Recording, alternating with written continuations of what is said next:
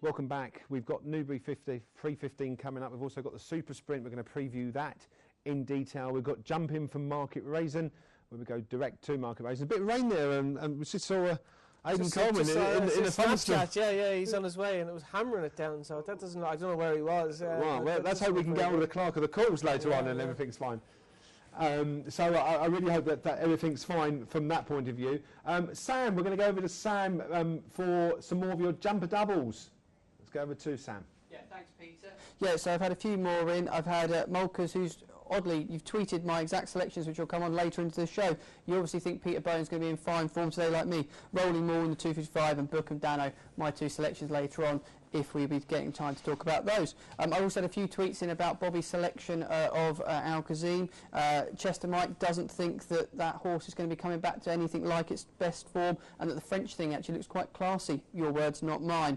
Also, Race Talk said that Triple Threat has a great chance on the ground and has won in France on good ground, so isn't too concerned by the prospect of if the rain misses Newbury.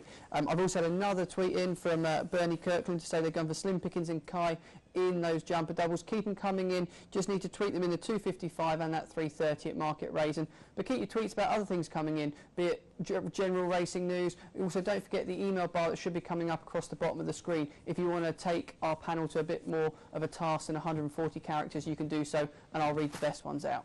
Back over to the panel and our next Newbury race.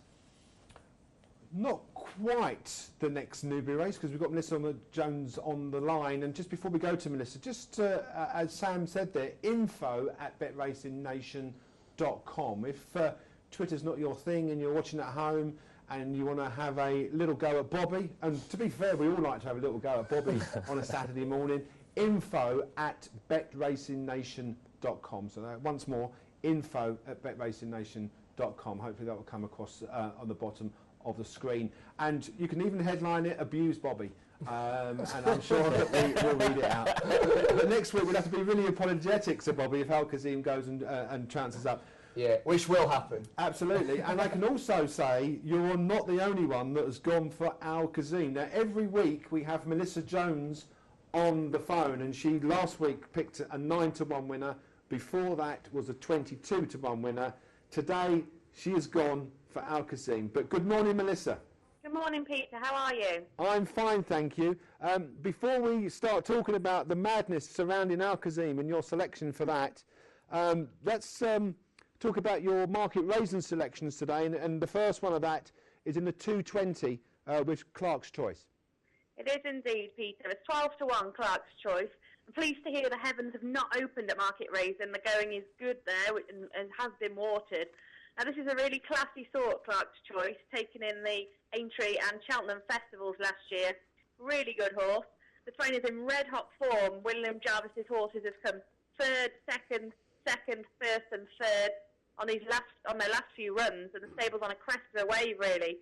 Clark's Choice comes here, bit from the flat, a quick pipe opener there, and I think class might tell. I don't think this race is as competitive as it looks on paper, and hopefully top weight, he's come down a few pounds in the handicap, should not stop him here at 12-to-1. Okay, I just got some bad news for you on that one. It is actually teaming it down at Market Raisin as we speak. So is it? Yes. The heavens have just started to open, have they? They have. That's no good. You can't tell me that. I don't want to have a pun here, but I'm going to go for it. Hopefully there's no Slim Pickens this week, but you've gone for Slim Pickens in the 255 at Market Raisin. I have, yes. I mean, this one went down in my notebook, actually, one at Worcester. Dr. Richard Newland's given him a few quiet runs in the novice hurdle and a maiden, just to get his eye in, I think. Come over from Ireland. He's got a handicap mark of 130, which, on the face of it, he's not thrown in here, but I think he's got a lot more scope for improvement. He's a lovely big horse, and, you know, he's one of the most promising types in the field. Montbazon has always looked like he'll win a really good handicap. Pure Style and Max Ward impressed last time, but I think Slim Pickens might have a little bit in hand here in terms of improvement, and at the current odds of 13-2. Okay, 330. Tell us what you fancy there, Melissa. I've gone for the nephew here at 12-1. I was quite surprised. He is that price, really.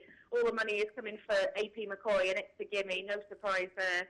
Only a few runs over fences. Looks like they've set him up for this race. But the nephew was highly impressive last time, I thought. over course and distance, improved for the 2 furlong step-up in trip. So obviously he's got experience of the track and trip round here. Loves it. So nephew, I think, is a bit of value at 12. I think it's a gimme might possibly make an error, like as he found. I'm not think they're the best jumpers of fences, whereas the nephew's really got more scope, and he's the John Joe pick of the 3 for me. Okay, and before we talk about Alcazim, you've got one in the super sprint. Yeah, so this is a bit of a lottery, isn't it, really? But often the top of class form comes to the fore, and Harry's Dancer down the bottom off 8-7 was behind Tiggy Wiggy, the top weight here, last time out in the Queen Mary. But she's got a stone in hand here on the weight, of 8 stone 1. And Harry's Dancer hopefully can make the most of this, trained by John Quinn, who's done so well with his sprinters this year. And Harry's Dancer, 72 at the current prices, travelled well to the race last time before probably finding it a little bit too hot. We're running loose here off 8 stone 1, and I think it's to beat.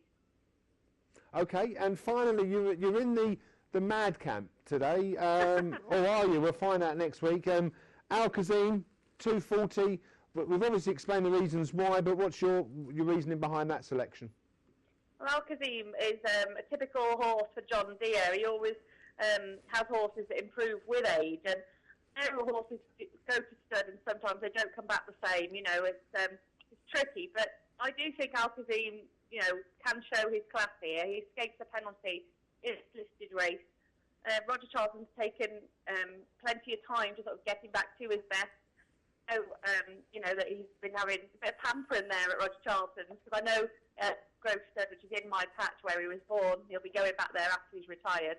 And they told me, that Alcazim, they've treated him like a king at Roger Charlton's yard. He's a brilliant horse, and hopefully his class can shine through. Okay. In this race. Okay, well, you've got one fan here, and presumably you've got fans up and down the country that will be following your selections. Well, he's doing well back, Peter. He's 7-4, 13-8. So yeah, well, there's a bit of confidence behind him. Well, I might bet what I can afford. I might have £4 on it. It is, but in all seriousness, it's a fascinating race to watch. It is. Because obviously we do wish Alcazim, if back to the best, that would be really good.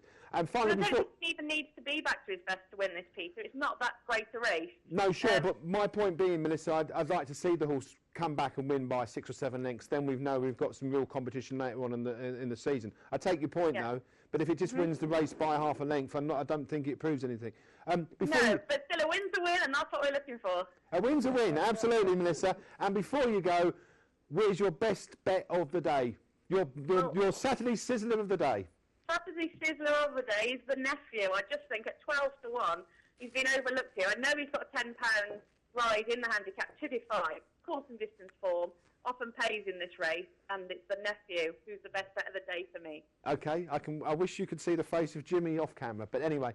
Thank you very much, Melissa. Let's hope the winning streak continues. Thank you very much indeed. Thanks a lot, Peter. Bye. Thank you.